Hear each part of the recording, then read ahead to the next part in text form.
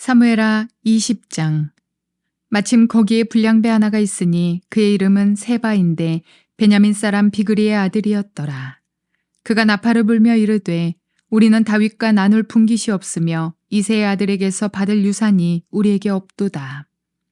이스라엘아 각각 장막으로 돌아가라 하매 이에 온 이스라엘 사람들이 다윗 따르기를 그치고 올라가 비그리의 아들 세바를 따르나 유다 사람들은 그들의 왕과 합하여 요단에서 예루살렘까지 따르니라.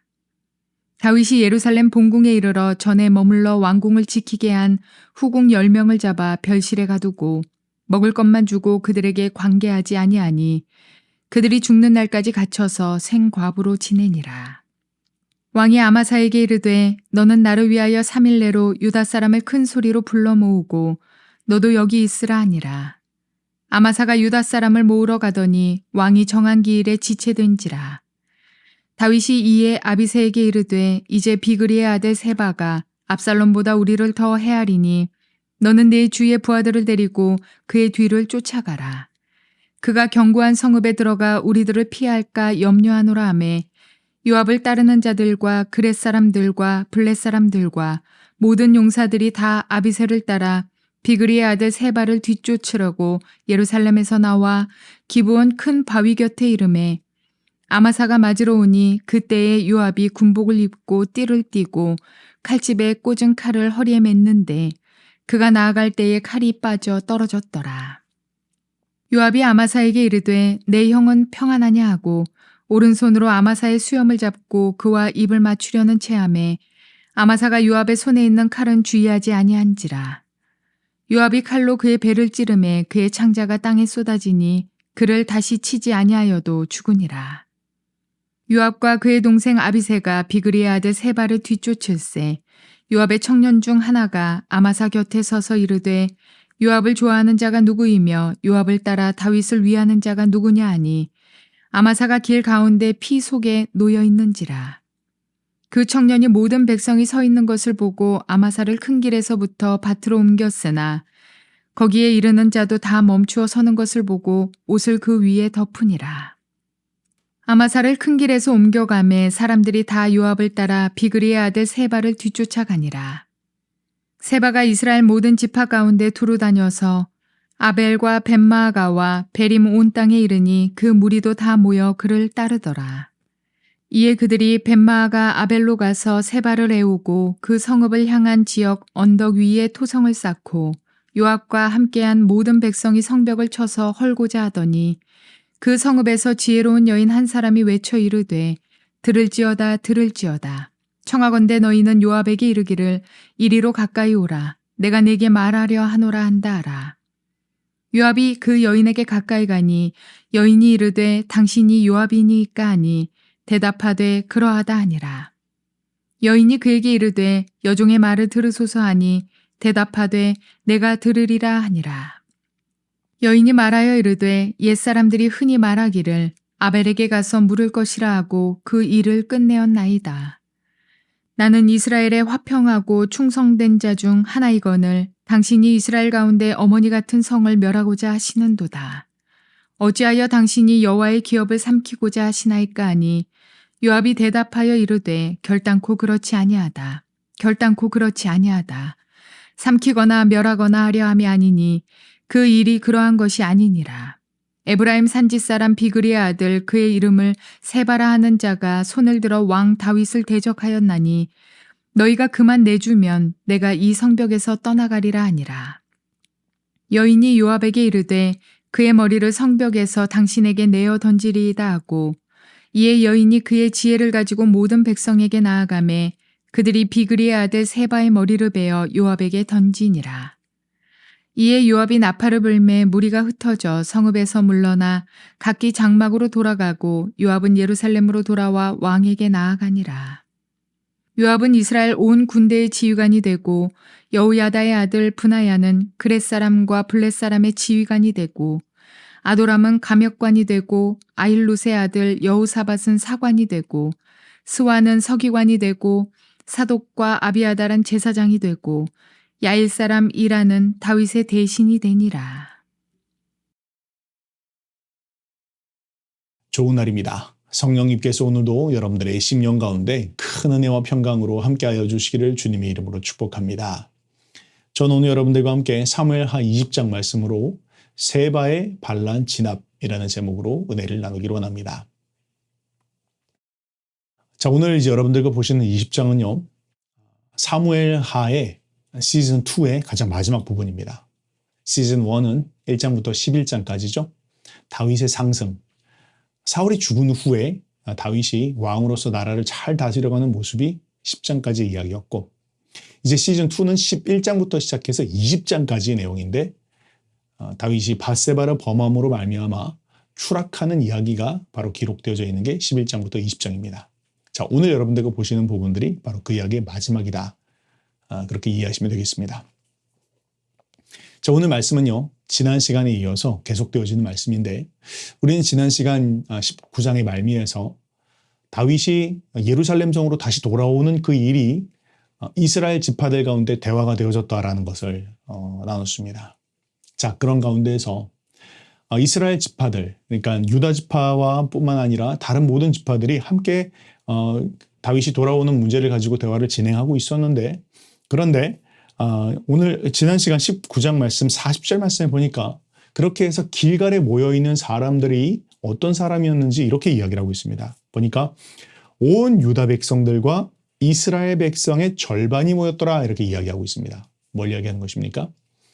그러니까 이 말은 모든 사람이 다 모였다는 게 아니라 온 유다 지파의 지도자들이, 대표자들이 모였다. 근데 이들은 전부가 다 모였다. 그런데 나머지 이스라엘 지파들의 지도자들과 대표자들은 절반밖에 모이지 않았다라고 그렇게 기록해 놓고 있는 것이죠.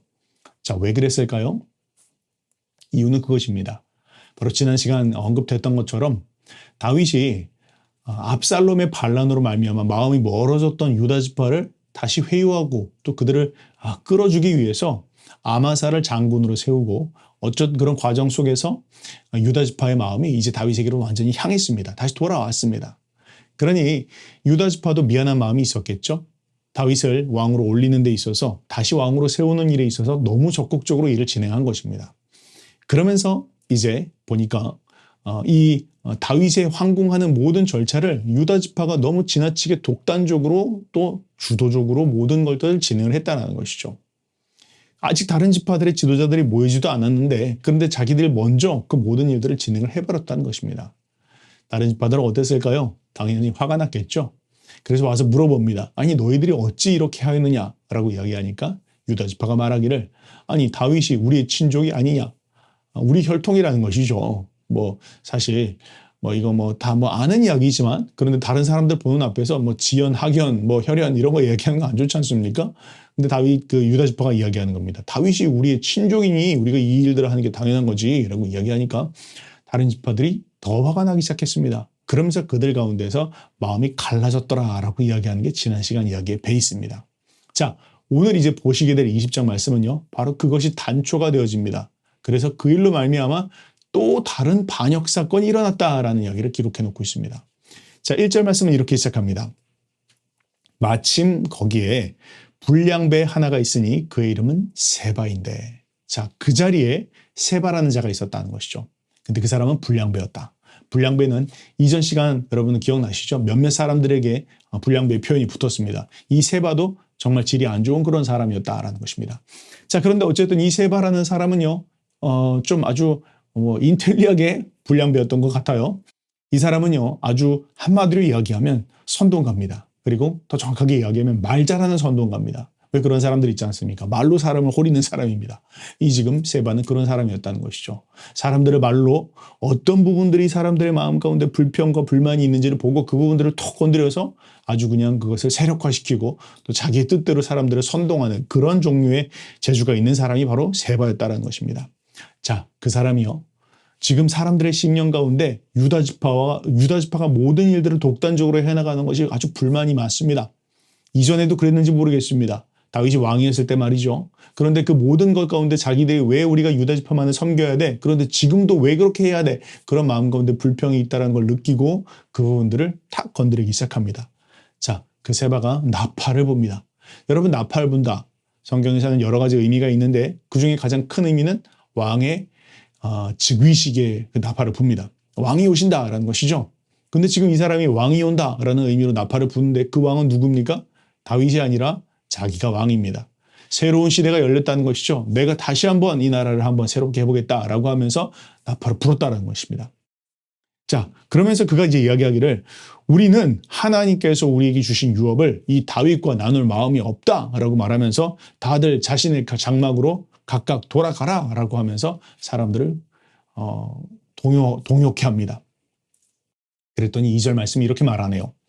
이에 온 이스라엘 사람들이 다윗 따르기를 그치고 올라가 비그리의 아들 세바를 따르나 유다 사람들은 그들의 왕과 합하여 요단에서 예루살렘까지 따르니라 이렇게 이야기하고 있네요. 무슨 상황이죠? 나라가 완전히 두 쪽으로 갈라져 버렸습니다. 유다 지파만 그들의 왕 그렇게 표현하고 있죠. 다윗을 유다 지파의 왕으로 모셔서 예루살렘으로 올라가고 있고 그리고 남은 지파들은 비그리의 아들 세바를 따르기 시작했다라는 것이죠. 아니 어떻게 지금 압살롬의 나는 반역을 잠잠케 했는데 지금 또 이런 일이 벌어지고 만 것입니다. 자, 그렇게 해서 세바가 나라를 다시 일으키는 가운데 두 쪽을 내는 가운데에서 지금 나라가 굉장히 분열하고 있는 그런 상황 가운데 있습니다. 자, 그러면서 이제 그런 상황 속에서 다윗이 이 문제를 잠잠하게 하기 위해서 아마사를 부릅니다. 자, 8절부터 4절부터 13절까지의 말씀은요. 그 아마사가 등장하고 그 아마사가 죽게 되는 이야기를 기록해 놓고 있는데요. 여러분 아마사 기억이 나십니까? 지난 시간에 다윗이 유다 지파의 마음을 사기 위해서 압살롬을 도왔던 군대 장관이었던 그 압살롬의 군대 장관 아마사를 자신의 군대 장관으로 삼겠다 그렇게 이야기했죠. 그러니까 유다 지파 사람들이 마음이 완전히 다윗에게로 돌아섰다 그렇게 말을 했습니다. 자, 그러니까 다윗이 지금 그 아마사에게 이야기를 한 겁니다. 명령을 내립니다. 네가 이제 나의 군대 장관이 되었으니까 이 세바의 반란을 잘 진압하도록 하라 그렇게 명령을 합니다. 자, 그런데 그러면서 이제 이야기를 하기를 시간이 그렇게 많지는 않다. 3일의 시간을 주겠다라고 합니다. 그런데 어찌된 일인지 모르겠지만 3일의 시간이 지났음에도 불구하고 아마사가 유다 지파의 남자들을 군대로 모아서 지금 이 세바의 반란을 진압을 해야 되는데 돌아오질 않는 겁니다. 시간을 가고 있죠. 세바의 반란은 점점 더 그 불길이 거세지고 있습니다. 다윗은 초조했을 겁니다. 그런 상황 가운데 다윗이 이제 다른 사람을 찾기 시작하는데 그게 누구냐면 바로 아비새입니다. 그런데 여기서 잠깐 우리 한번 생각해 보죠. 여러분 원래 이런 일이 터지면 다윗이 항상 손을 내밀어서 도움을 구했던 사람이 누구죠? 바로 요압입니다. 그런데 요압은 벌써 지난 시간 일로 말미암아서 마음에서 사라졌습니다. 다윗이 이제는 정말 지긋지긋하다 그렇게 여겼을지 모르겠습니다. 요압 정말 자신의 뜻대로 나라를 막 좌지우지하려고 하는 그 모습들이 다윗이 정말 컨트롤이 안 됐던 것 같아요. 그래서 다윗이 아마사를 요압의 자리에 세우고 그리고 요압을 정말 이제는 찾지를 않습니다. 그리고는 그 대신해서 아마사가 나타나질 않으니까 그 요압의 동생 아비새에게 다윗이 명령을 하기를 아비새야, 네가 가서 저 세바의 반란을 진압하도록 하라라고 하고 아비새를 보냈다라는 것이죠. 자, 그렇게 해서 지금 아비새를 보내는데요. 그런데 그런 상황 가운데서 지금 더 문제가 크게 벌어지기 시작합니다. 아비새가 다윗의 군대들을 이끌고 세바의 반란을 진압하기 위해서 나아가는데 그러다가 기브온 큰 바위 곁 어딘가에서 사람을 만납니다. 근데 그 사람이 누굽니까? 아마사입니다. 아마 그 아마사가 어쨌든 군대를 이렇게 저렇게 모았던 것 같아요. 그렇게 모아서 다시 이제 아비새와 함께 연합해서 세바의 그 반란을 진압하기 위해서 아마 이 장소 기브온 큰 바위 곁 여기서 만났나 봅니다. 자, 그렇게 해서 만났는데요. 그런데 여기서 지금 큰 일이 벌어집니다. 무슨 일입니까? 그 자리에 누가 있었냐면 바로 요압이 있었다는 것이죠. 야, 이 요압이라는 사람 정말 끈질기죠. 분명히 아비새에게 나가라고 했는데 언제 들어왔는지 모르겠지만 요압이 그 자리에 지금 들어와 있습니다. 그리고 그 요압이 사실은 이 요압과 아마사는요 사촌지간입니다. 외사촌지간이에요. 서로 알고 있는 지간이라는 것이죠. 그리고 덕분만 아니라 아마사가 형이었습니다. 그러니까 그 사람이 형인 아마사와 함께 인사를 나누는 척하면서 바로 오른손에 있는 칼로 아마사의 배를 찔러서 죽였더라 그렇게 이야기합니다. 자, 본문을 한번 읽어보죠. 9절과 10절입니다. 요압이 아마사에게 이르되 내 형은 평안하냐 하며 오른손으로 아마사의 수염을 잡고 그와 입을 맞추려고 하는 체하며 아마사가 요압의 손에 있는 칼은 주의하지 아니한지라. 요압이 칼로 그의 배를 찌르매 그의 창자가 땅에 쏟아지니 그를 다시 치지 아니하여도 죽으니라. 한 번에 죽었다라는 것이죠. 이 요압 정말 참 야비한 사람입니다. 자기 외사촌이고 사촌이고 뿐만 아니라 정말 서로 인사하기 위해서 이렇게 서로 포옹하고 인사를 하려고 하는데, 근데 거기다 대고 칼을 찔러서 한 번에 죽였다. 정말 무서운 사람이죠. 정말 이 요압은요, 하나님을 두려워하지 않는 사람이구나라는 것이 너무나 분명합니다. 더군다나 하나님께서 세우신 모든 권위와 모든 질서, 이 모든 것들을 다 무시하고 그저 힘의 논리 가운데서 어쨌든 내가 원하는 것들은 얻고야 말겠어. 이 사람이 바로 요압의 모습이었다는 것이죠. 벌써 세 번째 죽인 겁니다. 첫 번째는 아브넬이었고, 두 번째는 누구였습니까? 압살롬을 죽였고, 그리고 세 번째 지금 이 아마사를 죽인 겁니다. 물론 우리아까지 하면 4명이겠지만요. 자, 그렇게 해서 이제 요압이 이 아마사를 죽였습니다. 그랬더니요, 더 희한한 일이 벌어집니다. 이 요압 근처에 있었던 그를 따르는 한 청년이 대변인쯤 되는 것 같아요. 그가 이제 이렇게 이야기를 하기 시작합니다. 11절입니다. 요압의 청년 중 하나가 아마사 곁에 서서 이르되 요압을 좋아하는 자가 누구며 요압을 따라 다윗을 위하는 자가 누구냐 하니, 무슨 말입니까? 지금 이 말이 그 아마사가 죽은 그 모습 가운데 그 옆에서 어떤 한 청년이 이야기를 했다라는 것이죠. 이 아마사가 다윗의 나라를 위해서 함께 나가 싸우자 하면서 유다 지파에 있는 군병들을 모았겠죠. 근데 지금 그 군병들이 자기들이 보는 앞에서 아마사가 요압의 손에 의해서 죽었습니다. 그러니까 지금 굉장히 당황한 상황이겠죠. 아니 그럼 저 요압이라는 사람은 진정 다윗을 위하는 사람인가 아닌가, 이런 질문이 들지 않겠습니까? 왜냐하면 다윗을 위해서 나가자라고 했던 이 아마사를 죽였으니 요압이 지금 뭔가 반역을 벌리려고 하는 건가, 그런 생각이 들었겠죠. 그러니까 이 요압의 대변인쯤 되는 청년이 나와서 이야기를 했다라는 것입니다. 그러면서 이야기하기를 이 요압이 독단적으로 행동하는 것이 아니다. 요압은 우리의 왕편, 우리 왕 다윗의 편이다라고 이야기하면서 사람들에게 이야기합니다. 그래도 정말로 그렇습니까? 그렇지 않죠. 요압은요, 다윗의 뜻이 어떠한지는 별로 중요하지가 않습니다. 어쨌든 자신의 자리를 지키는 게 굉장히 중요한 사람이었다는 것이죠. 자, 그런데 그러면서 이제 이야기하기를 요압을 따르라, 요압을 좋아해라, 요압과 함께 방향으로 나가자라고 그렇게 이야기하는데 군사들이 좀채 움직이질 않습니다. 왜 움직이질 않는지 보니까 그 죽은 아마사를 보면서 사람들이 가만히 있더라는 것입니다. 12절입니다. 아마사가 길 가운데 피 속에 놓여 있는지라. 그 청년이 모든 백성이 서 있는 것을 보고 아마사를 큰 길에서부터 밭으로 옮겼으나 거기에 이르는 자도 다 멈추어 서는 것을 보고 옷을 그 위에 덮으니라. 뭘 이야기합니까? 큰 길에서 그 아마사가 죽어 있는 모습을 보니까 사람들이 사람 죽은 거 구경하러 온 사람도 있었겠지만 어쨌든 그 아마사의 죽음을 슬퍼하면서 요압을 따르려고 하지 않더라는 것입니다. 그러니까 이 사람이 어떻게 합니까? 그 시신을 가져다가 그 옆에 있는 밭으로 옮겨놨습니다. 그런데 사람들이 또 그쪽으로 가서 움직이질 않고 있는 거예요. 그러니까 나중에는 아예 그 위에다가 옷을 덮어서 시신을 보지 못하게 하였더라라고 말하는 겁니다. 자, 그러고 나니까 13절에 아마사를 큰 길에서 옮겨가매 사람들이 다 요압을 따라 비그리의 아들 세바를 뒤쫓아 가니라, 이렇게 말합니다. 자, 뭘 말하죠? 그 요압의 아마사의 시신을 다 덮어놓고 나니까 그때야 되었을 때 이제 사람들이 요압을 따르기를 시작하였더라라고 말합니다. 그런데 굉장히 이상한 부분이 있습니다. 그게 뭡니까? 여기 아비새는 어디 있습니까? 여러분, 다윗이 누구를 지휘관으로 세웠죠? 요압의 동생 아비새를 세웠습니다. 그런데 아비새는 온데간데 없이 요압이 그 자리에 어느새 그 자리를 지금 차지하고 있습니다.